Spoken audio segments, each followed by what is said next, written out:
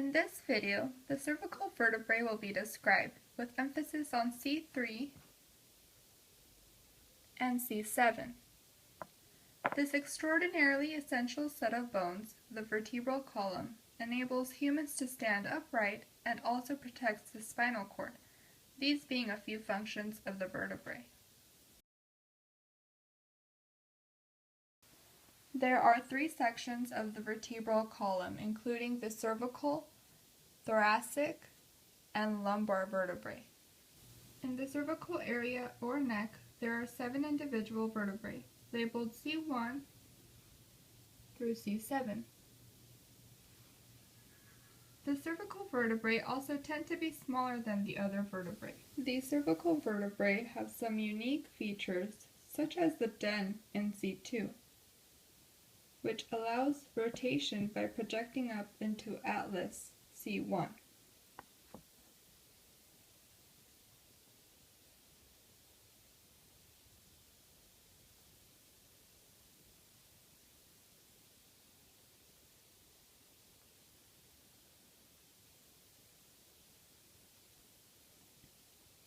C1 can be identified by the absence of the centrium, or body. C3 to C6 have bifid spinous processes, a posterior split of the vertebrae sticking out for muscle attachment. Unlike the other types of vertebrae, the cervical spine has transverse foramina in each vertebra. These holes are passageways for the vertebral arteries that supply blood to the brain, as seen on C3. Approximately 72% of children under the age of 8 who have a spine injury will most likely occur in the cervical spine. The vertebral prominence, or C7, is the last of the cervical vertebrae. It can be felt in the lower portion of the neck as a prominent, centrally located bump.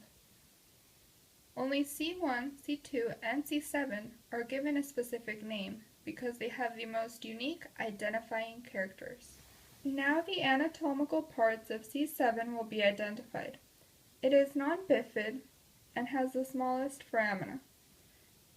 It is also the largest of the cervical vertebrae because it is next to the thoracic vertebrae. The projection that sticks out posteriorly is called the spinous process and serves the same purpose as a bifid spinous process. It's for muscle attachment. The supraspinous ligament, the continuation of the ligamentum nuchae, runs along the tips of the spinous process, and the interspinous ligaments run between the adjacent spinous processes. Here's the vertebral foramen. When all of the vertebrae are in place, they form the vertebral canal. The vertebral foramen protects the spinal cord as it runs superiorly connecting to the brain stem. This is the inferior articular process. It projects inferiorly on the anterior aspect. The superior articulating process here direct superiorly. Successive vertebrae form a gliding joint between both intervertebral discs and by the articular processes. These articular processes come from the junctions of the pedicels and lamina. These pedicels can be seen as short, bony walls that project posteriorly from the vertebral body and form the sides of the arch. The lamina, as seen, are flat bony plates that complete the arch posteriorly, extending from the transverse processes to the spinous processes.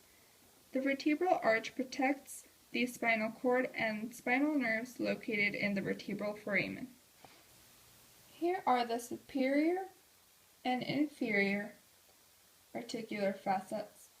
These flat spots are for bone-to-bone articulation, and it's the actual region of contact between successive vertebrae.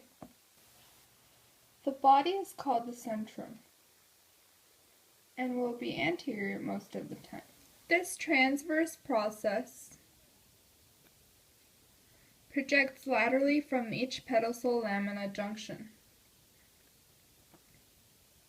and they are for muscle and ligament attachment. They look like wings. Both humans and giraffes have 7 cervical vertebrae, impressive given the giraffe's height. However, this demonstrates the versatility and flexibility of the spinal structure. Between each cervical vertebrae and between all vertebrae are intervertebral discs.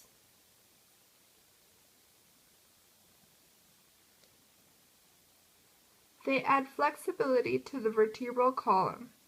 They are made of fibrocartilage resisting stress. Overall, the spine is fascinating, but while its complexity interests people, it's also one reason so many different spinal conditions exist.